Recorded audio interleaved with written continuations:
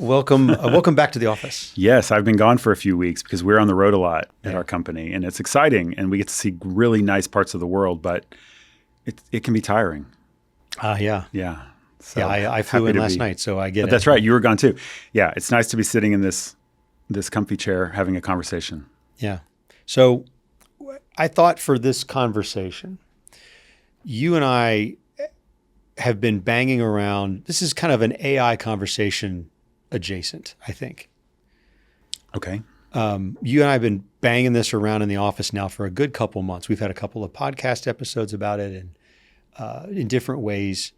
And a couple of weeks ago, you and I were having a conversation about, particular solutions and that sort of thing. And it kind of hit us that there's maybe a different way to frame this. And I thought we would just bring that conversation in here. It's great. Talk about it on film, on camera, audio, whatever, and see what comes out of it. Let's do it. So we're getting calls multiple times a week now, every week. People looking for something along the lines of, I want AI helping me with that, or Right. I think I need it. How do I do that? Or I've heard a lot about AI coming into construction. Can you help me get AI into my business? yes, Is sort of that's the framing I'm yeah, getting. it is. It's a hot topic. It's kind of a question mark about, well, what exactly can it do? How will it help me? There's a big picture question around this, like industry wide, and then there's your business or that business. The answers are different depending on what you're looking at. So I thought we could just chat about it a little bit and what we've experienced in talking on our calls with our clients. Yeah.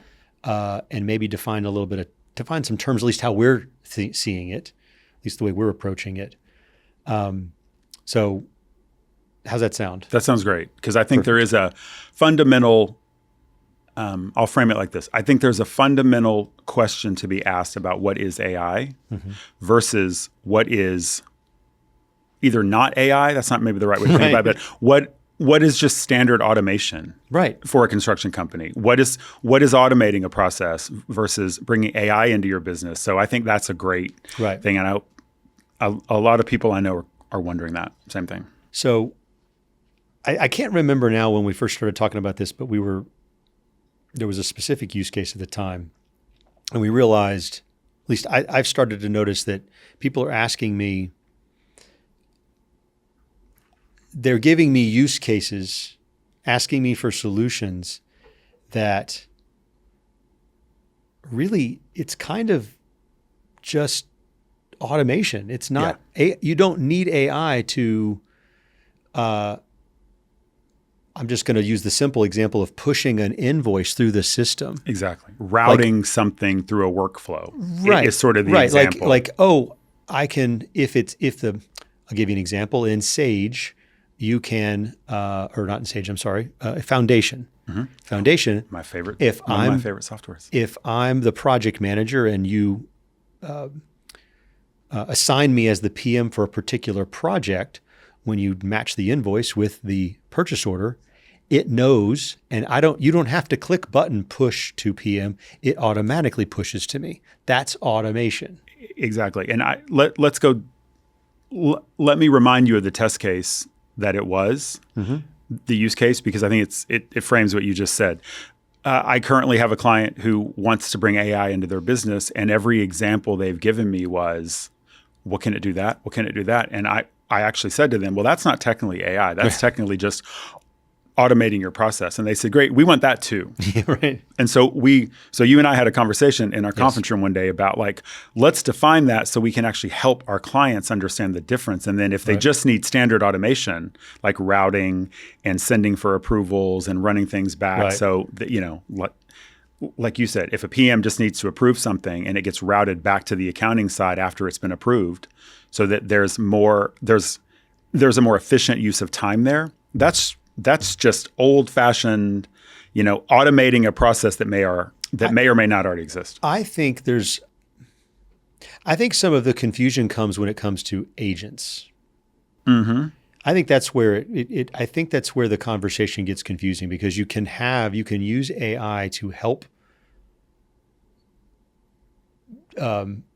what's the word I'm looking for? Provide insight, make decisions, and automate. Yeah. And I think that's why there's confusion about it. So I pulled some definitions if you'll Sure. indulge me to read. But I did some research on this because, like I said, it comes up all the time, like you were saying, and our clients ask us. So this is sort of a way that I can frame it. Automation is built around predefined workflows, rules, and repetitive tasks. Yes. Okay. That's pretty straightforward. If X, then Y. Yes, exactly. Right. In fact, I've got that written down. If this happens, then do that. Yes. That's automation. AI is built around learning from data, identifying patterns, and predicting outcomes. Yep. And those are absolutely different things. Absolutely different things. And that's why I think people get confused because I don't know if they both start with A, if that's what it is, or people hear the buzzword so much, AI, and they think it is one thing. Well, there's a lot of A's. There's automation, AI, agents, agentic AI. That's right. I can personally see how it could all blur together. Yeah. And I think it'd be great if we can help people understand a little bit more about, and what's important in this conversation is that I think people need to know that one is not better than the other. Automating a process doesn't mean you can't go find some uses for AI in your business, but you might not need them. Right? Sure, right. If you're not ready for AI, if you don't have the infrastructure for AI. I totally agree with that. A lot of people have the infrastructure to be able to automate something. Whether we've built a process for them or not, they have their own process.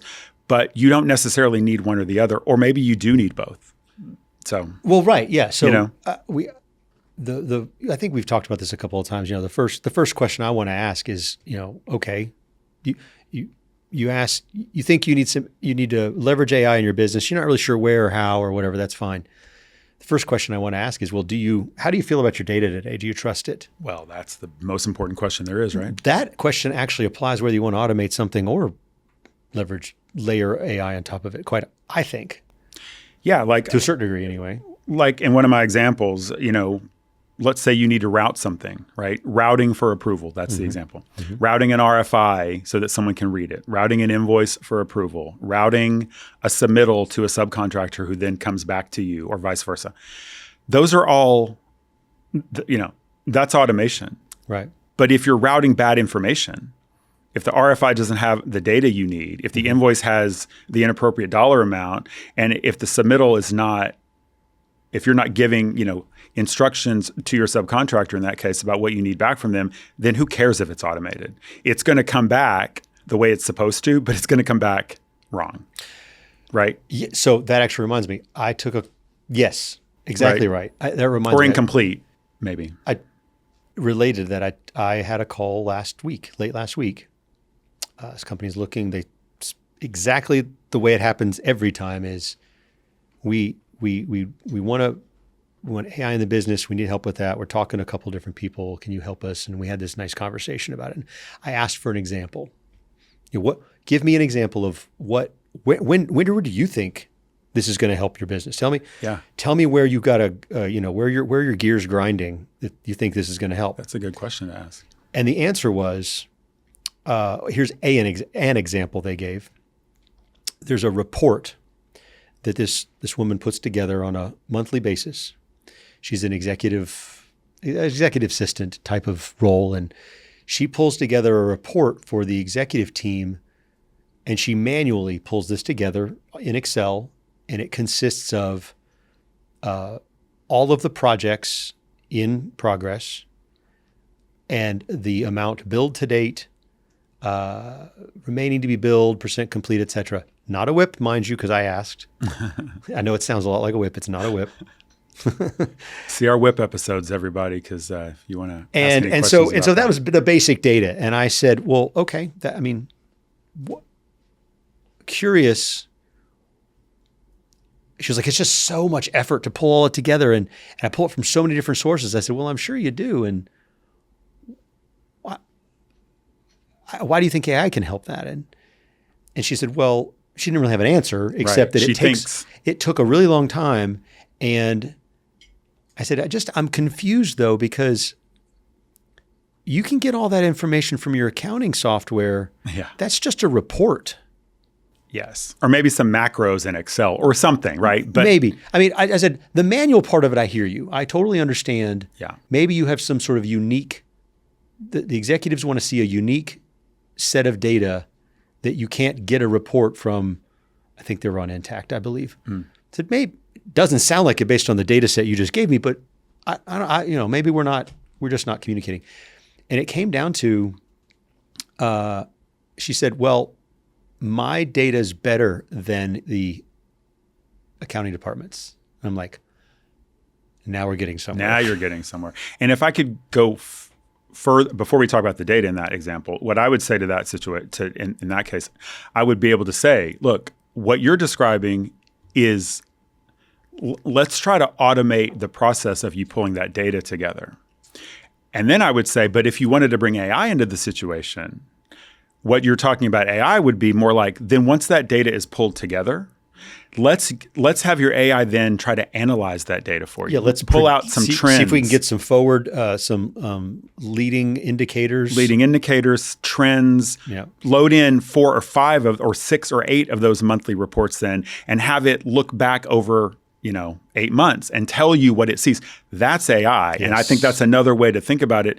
If you use that example, the automation of that, which is it takes too long, that's the point of automation. Trying to reduce the manual load of someone doing something physically or manually versus having a machine look at what you've done and read it, understand it, analyze it, and give you back information. Yeah, if she's pulling from, let's just say 5 different sources. I'm not sure how many it is, but let's just say it's 3, 4, 5 different sources.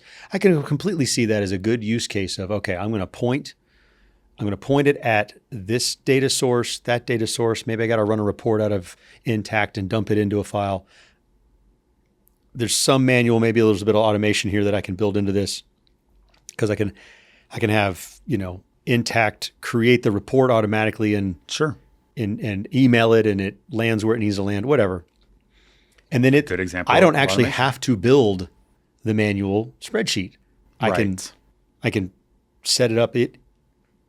On this day of the month, it pulls the data from the current data set that I've set up. I pointed it in the 5 different directions, and it pulls it together, creates the report. So it could do that, and it saves you, or her rather, maybe a day worth of effort, sure. Cuts it down to less than an hour maybe, yeah. And does the analysis and That's the piece. Because back to one of the other A's, you mentioned agent. Yeah. Yeah, you build an agent to do the manual work inside of whatever system you're working in. You use the A from automation to actually help you pull the data from your 5 systems, and you use the A from AI to analyze that monthly data over right. 6, 8, 12 months and have it tell you a little bit more about what's happening at your business, so you don't have to do that part manually. I mean, you could even have it set up like, let's say it's pure billing. Why not have it project the billings? Oh, sure. Finish the S curve. That's something you could do in Excel as well, but you'd also have to do that manually for every single project. Yeah. Yeah, I think if people understand, or if they're trying to understand, if they're listening to this podcast because we're talking about this and they want to understand the difference between the two, I think that concept can be learned. We talk about it all day. We're pretty clear on it. But if you're running your own business and you're trying to figure out what you need, right? What do I buy? What do I go buy? Yeah. Do I use my system that maybe has automation? Do I have to go buy something that can automate mm-hmm. and automate and integrate? Or do I need to go get and pay for some kind of AI platform? I think that's not the hard part. I think the hard part is looking at your business, and back to what you said, looking at your own data and looking at your process for how you use that data, and see if you can you benefit from either AI or automation. Right. Because like I said before, if you automate something and it goes through the process of being automated, but what spits out at the end is not valuable to you, then what's the point of automating it? Yeah, zero. It's no point. Automation, it's faster, but it's not right. Yes, right. Exactly. So, exactly. I lost the string there entirely. I think that's pretty good so far. I was going to say some genius stuff right there, and let me just flip my page. Totally lost it. It feels like an edit thing to see what else I wanted to say. I know what I was going to say. I was going to. off. So you're absolutely right. If you put this together and it's automated, but it's not worthless or it's not worthwhile to you or doesn't help you. Yeah. The flip side of that is if we're talking about this from an automation standpoint and it shows up wrong, the human brain analyzes that and goes, something's off about that. I have 10,000 reps. I don't know why, but I know that number doesn't make sense. In automation, you can trace the steps back and figure out where things went wrong. Absolutely. It went A, B, C, D, E, and then I got a weird result. You can figure out where that happened. It's an algebra equation at that point. Yep. If you just dump a bunch of crap that you don't even understand yourself beforehand into AI and ask it for an answer, you might get the wrong answer and you might not even know it. Yeah, it might look right. Yeah, it might look right because according to the AI, it is right because all it did is interpret the data that you gave it. And we talk if people are following us or they're watching our podcast or they're reading any of our stuff. I think one of the points we've made at Ascent Consulting as we continue to talk about AI for construction is data, and data. Right? Yes. Good data, Yep. clean data, accurate data. Mm-hmm. Put any word you want onto it. It starts and ends with that. Yeah. Now, does it start and end in the automation side? Yes, but it's not the only thing that matters, right? Can you automate the invoice approval process with a bad invoice? Sure. But maybe the invoice is right, and maybe it's not. But when you're asking a system to actually interpret data, right, as a definition, that's what AI does, right? It's interpreting data for you. Then the data has to be accurate. And I think that is just primordial to what we talk about all the time with AI. I think that there's that. I don't think it's wrong, but there's that instinctive idea of there's an easy button over there. I hear that this is some grade A magical stuff that will make my life so much easier. I just pour it in and it comes out. It poops out something really great on the other side. And I think it's a really good point. And I thought of this exact point the other day. I'm glad we kind of got here. A lot of people I talk to, a lot of my clients and a lot, friends and family who are using AI daily, right? We're all using it in some way, right? I talked to a client the other day who said, I love AI. It writes all my emails for me. Uh-huh. And I said, let's talk about that. That's interesting because we were having this conversation. How can I bring AI into my business? And they were using the example of, like a Copilot or something, sure, right? Or a Gemini or something in your email. And I made the point to him. I said, that's a great example because when you tell your system, when you give your system 5 words, write an email about this late bill to Bob, my client, 12 words. That's all you have to do. And it's going to write a pretty well-written email for you. That is easy. That is the easy button. Yes, it is. Okay. But that is not what we're talking about in this. No. We're talking about, that's building something from almost nothing. What we're talking about in this, whether you're automating something or whether you're using AI for something, we're talking about interpreting data from stuff that already exists. And that's your data. And that's the point of why I think it matters to people to understand or to be educated about it. Because you're not asking, back to your example, that woman is not asking the system to build something from nothing. No. It's building something and it's pulling data from 5 sources that already exists. And if that data is wrong, what it's going to pull is not going to be helpful. You don't want it to, it's not making up your data, right? In other words. Yeah. The beauty of it is, so Adam and I were talking about this the other day, and you may not know this. He's building 2 agents to help us. Mm-hmm.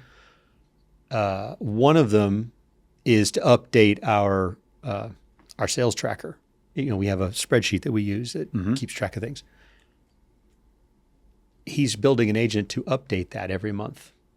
He can point it at the file where the new contracts are, updates the log, does the analysis, does the math, which is all already in the spreadsheet. Yeah, exactly. That data already exists. Except the task of pointing an agent at the file and say, look for all new files since the last time you did this, a month ago, whatever. Read them. This isn't an analysis function. It is still, there's some automation involved, but it is also thinking because it's capable of reading a contract. Yes. Finding the dollars, the client's name, whatever else we track in there. Date, whatever it needs. Whatever else we keep on that spreadsheet. Yeah. Yeah. That's machine learning. Yes. It's reading and learning. And the more you do that, the more months that we use that sales tracker agent, the more it'll understand, okay, I know where to look. I know where to read. I know where to go for the client name. I know where to go for the dollar amount. So it's not like analysis, like predictive analysis necessarily or whatever. Although I think it could become that over time. After we've done that a while, it can start to it can look at our trends. We can start to find we can start to ask it to give us some trends and help us understand something maybe we just don't see because we're too close to it. We can't see the forest for the trees. Or that's not what our brains are meant to do. Our brains are meant to look at other things. But what the system is looking at is, look, it's going to say, all right, you guys do really well in a certain geography between May and August every year. That's that. So there's a trend there that you guys need to focus on that. Right. Our clients could do exactly the same thing with their data. But that is not an automated but that's not automation, right? That is kind of the machine learning thing that we're talking about, which is when to use something and how to use it. Because apparently, I mean, what you're saying, Adam found a need in the business and has AI solving the problem for him. Yep. And I think that's exactly what our clients are looking to do too. I think so. When he told me about that, he told me about it, I guess Monday or Friday. I can't remember. What got me thinking about, I compared that to this conversation I had last week, and I realized it really comes down sometimes, I think a lot, to just as a creativity function here. There isn't like a prescribed, like, well, here is the path. It's what level of data do you have? How much do you have? Where do you find problems? Yeah. And quite honestly, where I think clients benefit from our experience is that we see a lot of different potential solutions and answers and examples in the business. Yeah. And we're also outside of it. We're outside the fishbowl, so we can see, we can bring to them this idea of like, well, I'm analyzing you while, as we're learning about the business. What, you tell me about trends. They don't know. They're too busy. They're too busy running the day-to-day head down, business. Elbows and assholes every day, just going. I think to kind of circle back to where we started, I think what's interesting about this kind of conversation about let's talk about automation, let's talk about AI, and let's make sure people understand the difference. It's back to I think the point that you just made. If people understand the difference, then their natural creativity, their natural business instinct, their natural desire to grow or to succeed, they can then use the right tool better, right? If they know this is just an automation function because they understand what automation is, they understand what their problem is. Not always, but sometimes, right? We help people understand what their problems are. If it's an automation solution, great. Now they know that because they understand what they're talking about.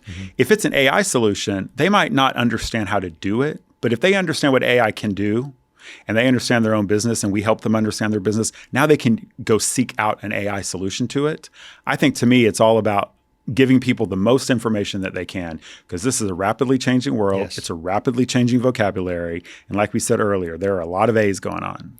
If you have an analytical mindset to begin with, thinking about your business in that way, how can I be better? What don't I know? What can help me make better decisions? If I have an analytical mindset to begin with and you have Claude, ChatGPT, awesome tools. Yeah. And you know what they can do, and you know what maybe they can't do. Yeah, I think the trick is if you already kind of have that analytical mindset, you've established the data set in your mind. Yeah. If I compared this to that would tell me something. I can't do it because that's too much. That's 10 years of stuff. But maybe I could get that.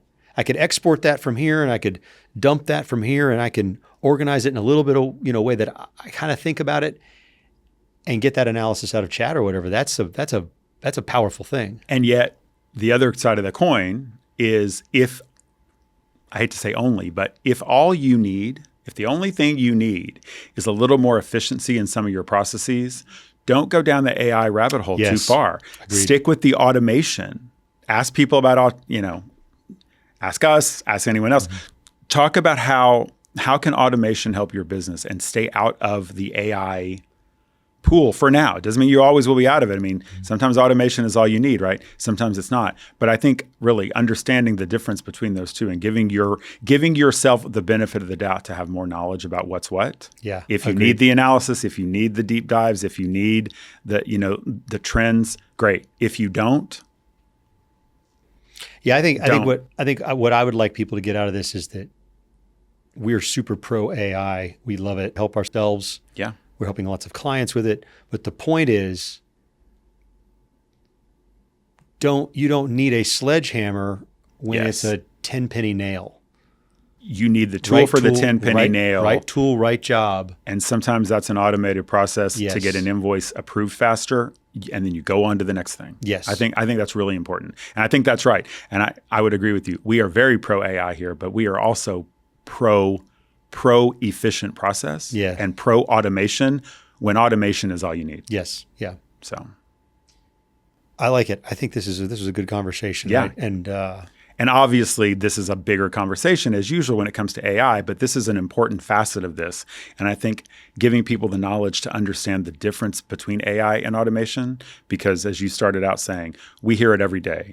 People are confused and they don't necessarily know the difference. Yeah. When we were kind of talking about having this conversation, that's what really rung in my mind was you and I had to sort this out. Exactly. We stood in the conference room that day and we were writing on the board and kind of talking it out. We drew it on the board. And I thought, well, maybe we should sort of recreate that a little bit here and give people a frame of reference to kind of think through, like, what do I need? I don't even know what I need. Maybe I don't need AI. And just to give us a little plug here, since we've had that conversation and since we had the germ of this idea for this podcast episode, I've had that conversation with 3 clients. In fact, I just got back from a trip. Like I said, when we started this on this episode, I just got back today and I had that conversation. One of the last conversations I had yesterday with the client in their office was about this. Really? Was trying to understand the difference between, do I need AI, this newfangled thing that I keep hearing about? Right. Nope. In that example that you just gave me, sir, all you need is a better automated process. And they're like, great, thanks. Mm-hmm. So it's a real world thing. It's happening every day. Well, that's awesome. Yeah. Well, that'll do it for today, I think. Thank you for listening and watching, and please like and subscribe. You can find us wherever you get your podcasts, and we look forward to seeing you next time. Thanks.